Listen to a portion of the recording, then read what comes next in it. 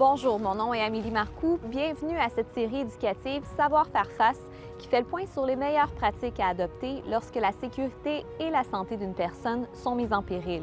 Savoir faire face a été développé par le Centre intégré universitaire de santé et de services sociaux de la Mauricie et du Centre du Québec, en collaboration avec la coopérative des ambulanciers de la Mauricie, la direction de la police de Trois-Rivières et le programme de soins préhospitaliers d'urgence du Cégep de Shawinigan. Dans cet épisode, nous allons vous montrer comment réagir si vous êtes témoin d'une noyade ou d'un étouffement. Restez des nôtres parce que cette émission pourrait contribuer à sauver des vies.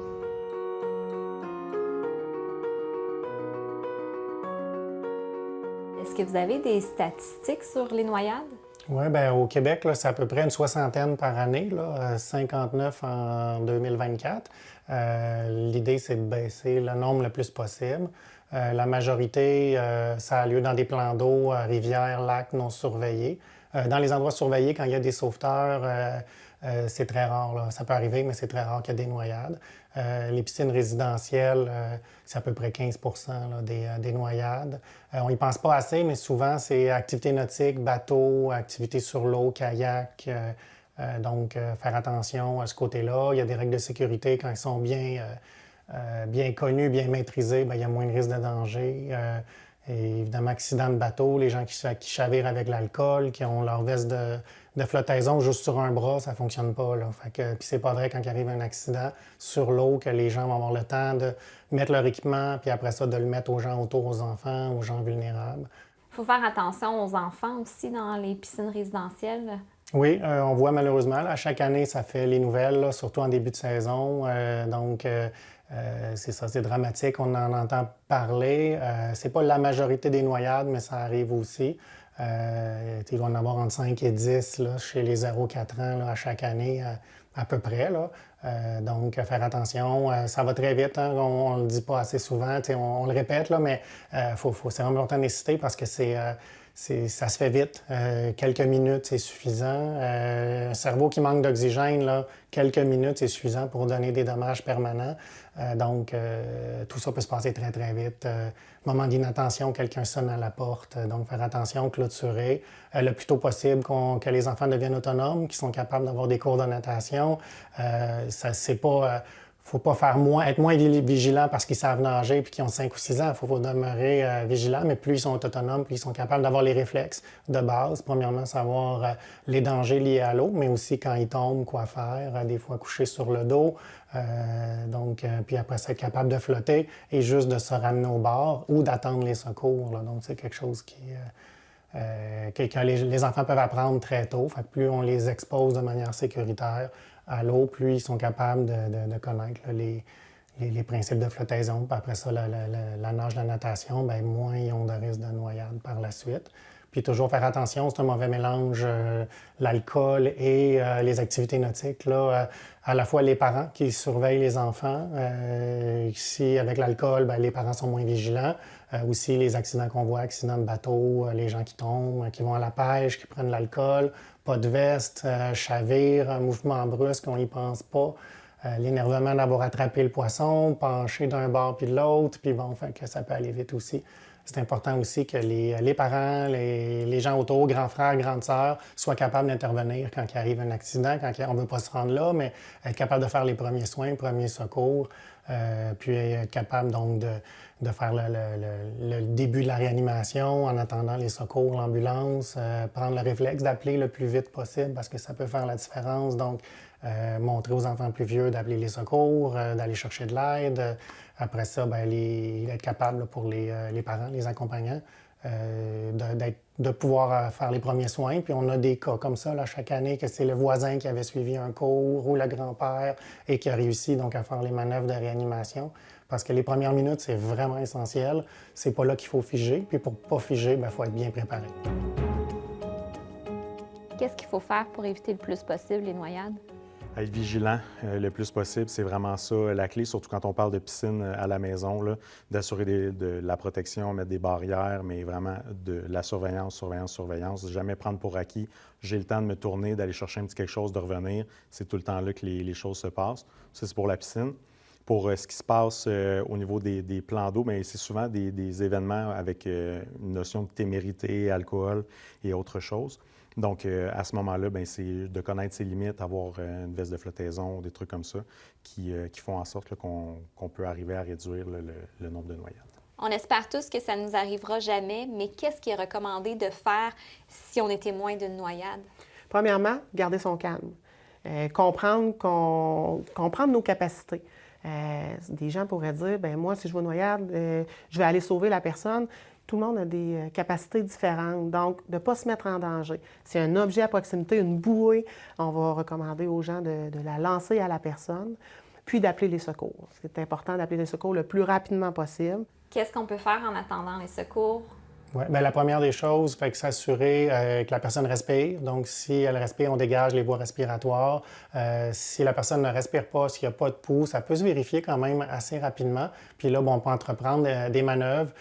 Donc, pour au moins que la circulation du cœur se fasse et qu'il se fasse certains échanges au niveau de l'oxygène, donc pour se rendre idéalement jusqu'aux cerveaux, organes vitaux. Donc, c'est des gestes qui s'apprennent quand même assez facilement. Il faut le pratiquer là, plusieurs fois.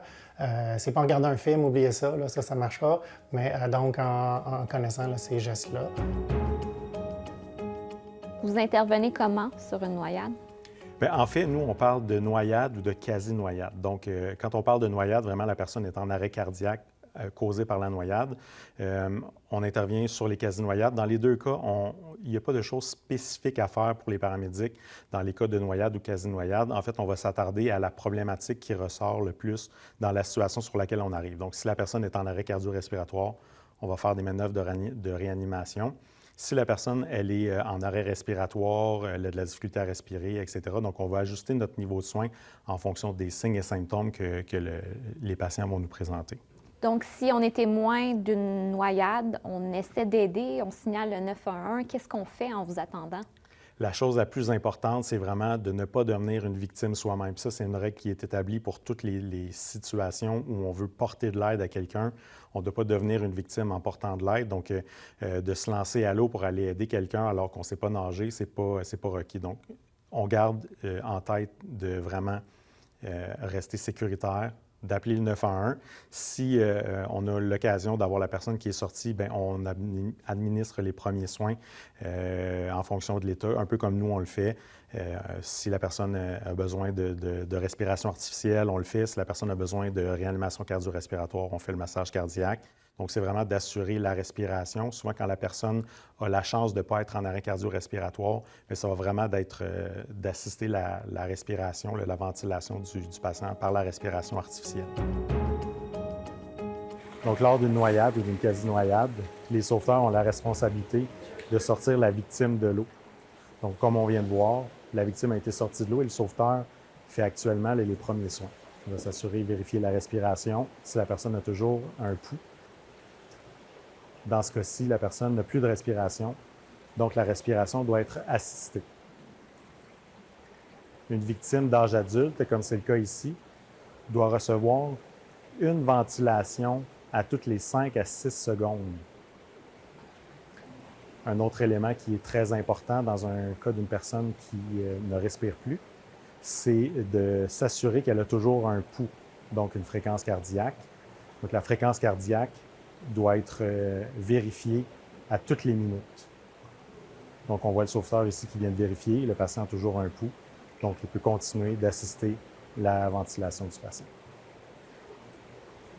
Donc évidemment, après avoir sorti, on avait 2 sauveteurs. Il y en a un qui a quitté pour aller appeler le 911 parce qu'on est devant une situation d'urgence et on a besoin d'avoir l'ambulance. Donc les manœuvres vont être poursuivies jusqu'à l'arrivée des paramédics. Bonjour, monsieur.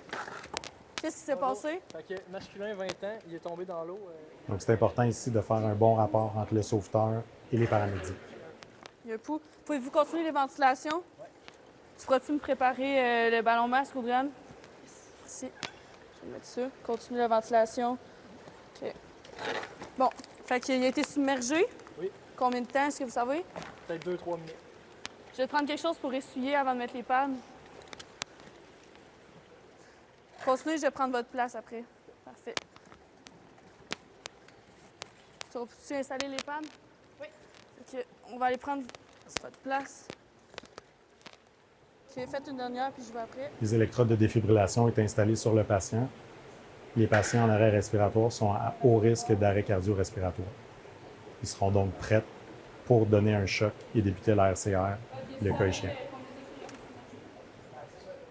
On est-tu? Donc, l'élément supplémentaire que les paramédics sont en mesure de faire dans ce genre de situation-là, c'est d'assister la respiration comme si la personne à la tête est en train de faire. Ça fait que j'ai fini ma préox, peux-tu me préparer l'intube? Donc, on voit ici la paramédic qui met un masque.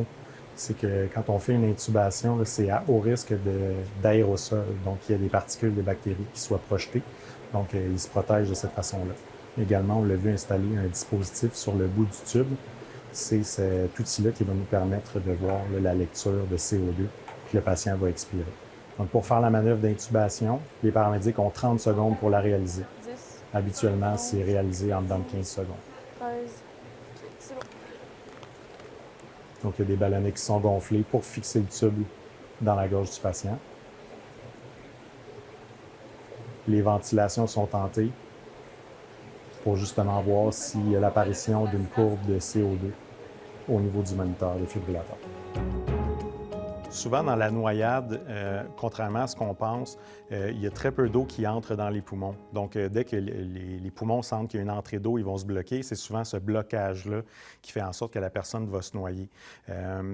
Sinon, au niveau des présentations, bien, c'est un peu en lien avec ce réflexe-là. Donc, là, le spasme, la difficulté à avoir une entrée d'air. Donc, c'est vraiment d'assurer la respiration. Souvent, quand la personne a la chance de ne pas être en arrêt cardio-respiratoire, bien, ça va vraiment d'assister la respiration, la ventilation du patient par la respiration artificielle.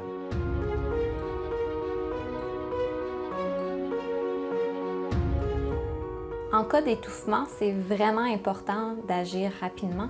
Ben oui, en fait, quand quelqu'un s'étouffe, c'est vraiment sur l'endroit même où la personne s'étouffe qu'il faut intervenir parce que d'attendre d'aller à l'hôpital, d'être transporté, puis là, ben, d'agir, là, il est trop tard. Donc, idéalement, les témoins, les gens autour, la famille, c'est ceux qui doivent savoir quoi faire pour enlever ce qui obstrue les voies respiratoires. Sinon, ben, quand les premiers répondants, quand il y en a, sinon les ambulanciers, ben, eux vont pouvoir agir sur place, mais c'est vraiment quelque chose qui se fait au moment même où la personne s'étouffe et non pas une fois rendue à l'hôpital, à l'urgence. Le délai là, est beaucoup trop long pour intervenir dans ces cas-là.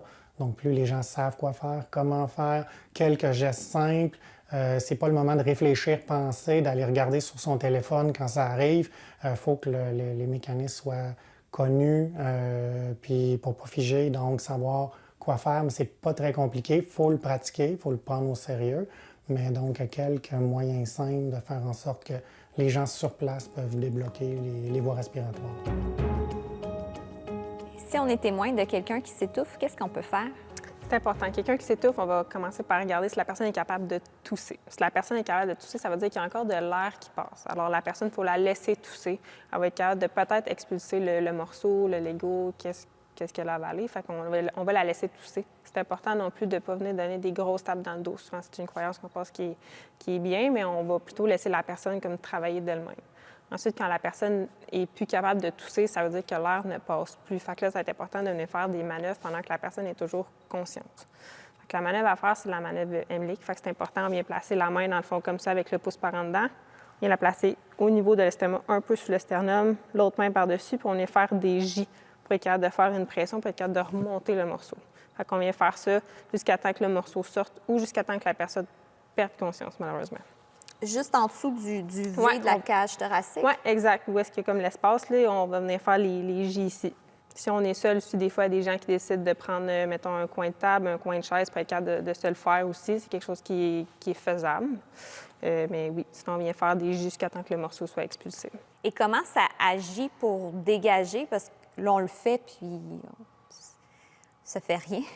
Non, c'est ça, mais c'est à cause de la pression parce que, tu sais, mettons que je vous le ferais, mais ça serait plus fort parce que là, on se le fait pas nécessairement fort non plus. Là. Fait que, c'est vraiment de venir créer un mouvement de pression pour être capable d'expulser comme ça. Une question que beaucoup de parents se posent, ou même n'importe quel adulte qui peut être en présence d'un jeune enfant, un bébé, qu'est-ce qu'on fait si l'enfant s'étouffe? Si c'est rendu une obstruction complète, ça va être important de venir faire les manœuvres de désobstruction. Dans le fond, ce qui est important avec un enfant, c'est qu'on va venir le prendre au niveau de notre avant-bras. Fait que c'est important. Si c'est un nourrisson ou un enfant qu'on vient lui soutenir la tête, on le penche légèrement vers le bas, puis on va faire 5 compressions au niveau du thorax. Fait qu'on va faire 1, 2, 3, 4, 5. Ensuite, on va venir le changer pour le mettre sur le ventre. Fait qu'on reprend au niveau de son menton ici, puis on va faire 5 tapes dans le dos. Fait qu'on fait ça en continu. Après ça, on le revire sur le dos, on le revire sur le ventre jusqu'à temps qu'il y ait une désobstruction complète ou si c'est encore obstruction, on attend on appelle le 911 puis on attend que l'ambulance arrive pour être capable de faire d'autres manœuvres.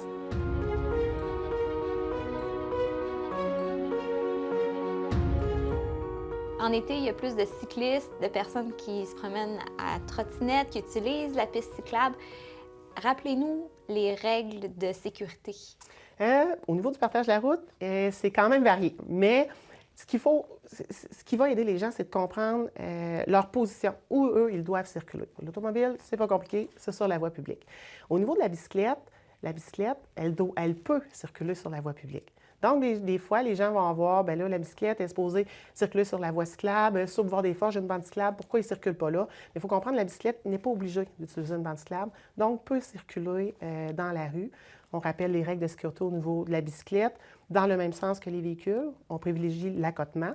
On ne peut pas utiliser le trottoir sauf exception. Puis on doit respecter aussi les mêmes règles de circulation que les voitures. Donc les feux de circulation, les stops, puis même les feux intermittents des autobus scolaires. Des fois, les cyclistes ne le savent pas, mais devant un feu intermittent pour les autobus scolaires, ils doivent respecter aussi un 5 mètres d'arrêt pour la sécurité des écoliers. Au niveau du piéton, le piéton doit circuler sur le trottoir. Des fois, l'été, ce qui vient un petit peu difficile, c'est quand on va avoir des pistes cyclables qui vont traverser des rues. Donc, on va avoir une traverse de piétons.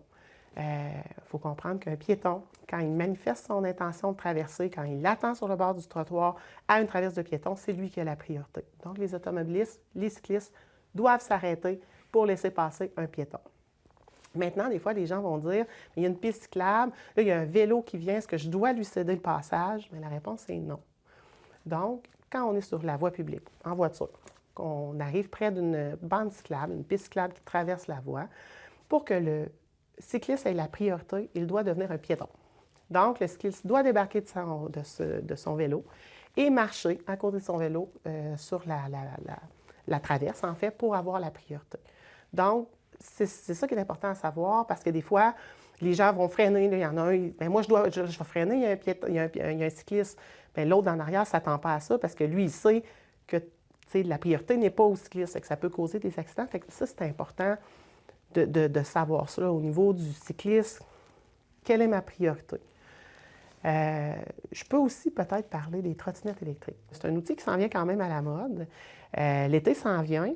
Les parents pourraient avoir idée, comme cadeau de fin d'année, d'offrir une trottinette électrique à leur enfant. Sachez que ça prend 14 ans. Un individu âgé de moins de 14 ans n'a pas le droit d'utiliser une trottinette électrique. Pour utiliser une trottinette électrique, bien, on doit avoir un casque, c'est obligatoire. Puis on est assimilé à la bicyclette. Donc, on doit respecter les mêmes règles que la bicyclette. Donc, si je veux avoir une priorité, je dois descendre de ma trottinette et devenir un piéton. C'est possible de se faire arrêter pour capacité affaiblie au volant d'autre chose qu'une voiture? Effectivement. En fait, ce que le Code criminel prévoit, c'est tout moyen de transport. Il y a aussi le bateau, l'aéronef et le matériel ferroviaire. C'est un petit peu plus loin au niveau du matériel ferroviaire, mais aussi, on peut être arrêté. C'est sûr que les gens d'emblée vont penser à auto, moto, VTT. Effectivement, on peut se faire arrêter pour conduire avec les capacités affaiblies avec ces véhicules-là, mais il y en a d'autres. Le kart de golf, le tracteur à gazon. Il faut penser, tout véhicule à moteur, la description qu'on pourrait en faire, c'est tout véhicule qui va fonctionner d'une manière autre que par la force humaine. Donc, la meilleure exemple que je pourrais donner, c'est la bicyclette. Donc, une bicyclette standard, non, on ne peut pas être arrêté pour les capacités affaiblies avec une bicyclette. Mais la bicyclette électrique qui va être utilisée sans les pédales, où le moteur seulement va être sollicité pour faire avancer la bicyclette, à ce moment-là, on peut être arrêté pour conduire avec les capacités affaiblies là, avec un véhicule comme ça. J'ai l'impression qu'en bateau, il y a beaucoup de délinquants. Vous faites de la patrouille nautique l'été. Effectivement, au niveau de la police de Trois-Rivières, on a l'unité de soutien opérationnel qui va faire des présences sur les cours d'eau, bien, le cours d'eau de Trois-Rivières, donc la rivière Saint-Maurice, pour faire justement de la prévention par rapport à tout ce qui est les règles de sécurité au niveau de la sécurité nautique et les capacités affaiblies, mais ça fait partie de leur travail de prévention aussi. En été, vous avez des vélos patrouilles également qui se promènent dans la ville? Oui, depuis plusieurs années, au niveau de la police de Trois-Rivières, on a une équipe de 6 vélos patrouilleurs. Ce sont des étudiants en technique policière qui viennent travailler l'été avec nous, de fin mai jusqu'à la fin août. Donc, l'équipe de vélos patrouille, leur mandat principal, mais ça va être de la prévention au niveau de la sécurité routière à vélo. Donc, on ne sera pas surpris de les voir sillonner nos pistes cyclables et nos bandes cyclables tout l'été. Mais en dehors de ça, le travail de vélo-patrouille va venir une assistance aussi à nous. Dans le cas du festival, dans le cas du Grand Prix. On va solliciter aussi les vélo-patrouilleurs pour venir nous assister dans certaines interventions, que ce soit pour faire de la circulation, de la sécurité routière. Puis aussi, dans certains cas, on va les assimiler dans nos interventions, mais des interventions style, on a une personne disparue, une personne Alzheimer, par exemple. Il n'y a pas de danger, on ne veut pas les mettre en danger. Ce ne sont pas des policiers, ce sont des étudiants, ils sont outillés pour être à vélo. Ils n'ont pas mandat de répression non plus. Donc, nous, on va vraiment les utiliser pour nous aider, mais sans compromettre leur sécurité. Et ils peuvent aider la population. Hein? Oui, ils peuvent aider la population, c'est assuré, ils sont équipés, ils ont une trousse de premiers soins avec eux, ils vont circuler sur la piste cyclable, il va y avoir un accident de vélo, ils vont pouvoir intervenir. Puis c'est certain que s'ils voient quelque chose, encore là, qu'ils ne les mettent pas en danger, mais qu'ils peuvent apporter de l'aide, assurément qu'ils vont être mis à la contribution pour ça. En été, c'est quoi les appels les plus fréquents que vous recevez? Souvent, ça va être des appels pour des accidents de vélo, des accidents de VTT dans les boisés. Souvent, plus des types d'appels qu'on va avoir au niveau de l'été, là. Qu'est-ce qui est recommandé de faire si on est témoin d'un accident de trottinette ou de vélo? Ça va être regarder si la personne a des blessures, si elle est blessée, l'état de conscience aussi. Si la personne présente des douleurs, c'est important de ne pas la déplacer. On va laisser la personne telle qu'elle, on va rester avec elle, on va lui parler pour qu'elle reste consciente. Ça va être appeler encore le centre d'appel, puis on va pouvoir attendre que l'ambulance arrive pour prendre en charge le patient. Et vous, qu'est-ce que vous faites à votre arrivée? Nous, ça va être un peu le même principe que les commotions puis les autres douleurs au niveau des chutes. On va s'assurer que le patient n'ait pas de douleur. C'est des douleurs encore, on va faire une immobilisation complète pour éviter de déplacer puis empirer des fractures s'il y en a. Sinon, le patient va pouvoir l'aider à se relever puis aller faire une évaluation complète de la personne dans le camion.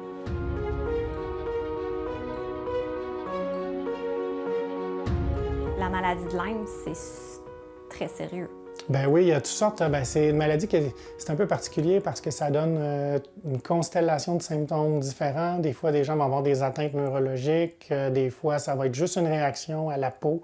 Ça ressemble juste à une banale infection de peau ou comme une grosse réaction à une piqûre d'insecte. C'est une sorte de tique là, qui transmet la maladie de Lyme, qui est une bactérie.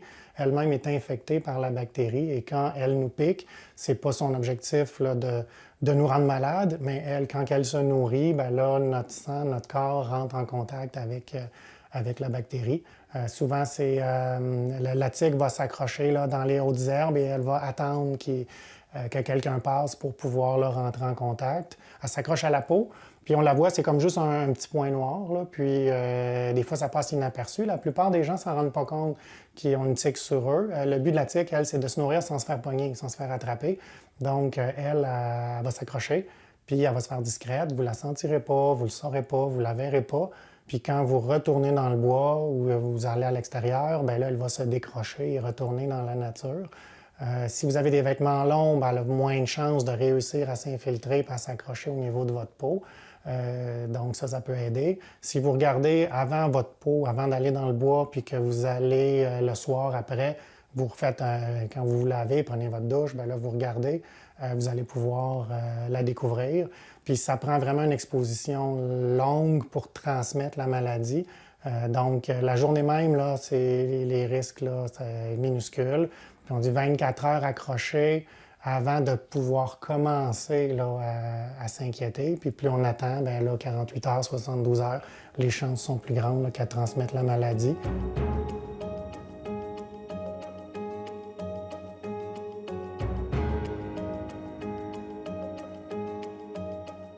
Donc, si vous la trouvez, la tique, à temps, bien, vous l'enlevez. Il faut l'enlever comme il faut. Il y a des différentes vidéos sur Internet. Il ne faut pas qu'il y ait un morceau ou que la tête reste pris à l'intérieur. Fait que ça, sinon, c'est plus compliqué à enlever. Puis s'il reste un morceau, bien là, si la bactérie est présente sur la tique, puis bien là, il reste un morceau donc, de la tique dans la peau, bien là, si la bactérie est aussi, va rester dans la peau avec le morceau de tique qui est encore là. Donc, plus de chances de transmettre. Quand on le sait qu'on a été piqué puis qu'on a une idée combien de temps à peu près ça fait, bien, à ce moment-là, quand ça fait plus que 24 heures, les pharmaciens directement, pas besoin d'aller à l'urgence, mais le pharmacien peut donner un traitement en prévention, donc un antibiotique une fois, puis ça évite les chances là, donc de développer, ça diminue énormément là, les chances de développer l'infection. Donc, fait que premièrement, c'est soit être vigilant. Après ça, si on dit « Ah, j'ai une tique, mais je suis pas allé dans le bois, ça fait 2 jours la dernière fois, j'ai oublié de regarder la peau, tout ça, ça se peut qu'elle soit là depuis plus que 24 heures. » Là, on peut prendre un antibiotique.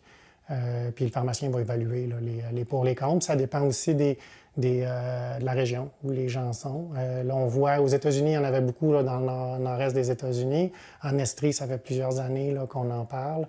Puis là, bon, on voit que ça a monté, Montérégie, là, dans Drummondville. Là, de plus en plus, même à Bécancour, Trois-Rivières, là, des tiques qui sont porteuses de la bactérie. Puis on voit aussi, là, donc ces tiques-là vont dans le nord de plus en plus, puis transportent de plus en plus la bactérie. Si la tique n'a pas la bactérie, elle ne donnera pas la maladie de Lyme. Mais donc, s'ils sont de plus en plus porteuses, plus de chances de transmettre. Donc, on ne peut plus dire maintenant que Bécancour, Drummondville, Victoriaville, oh non, c'est juste en Estrie. Là. Non, c'est la bactérie là, transmise par la tique et aussi dans nos régions maintenant.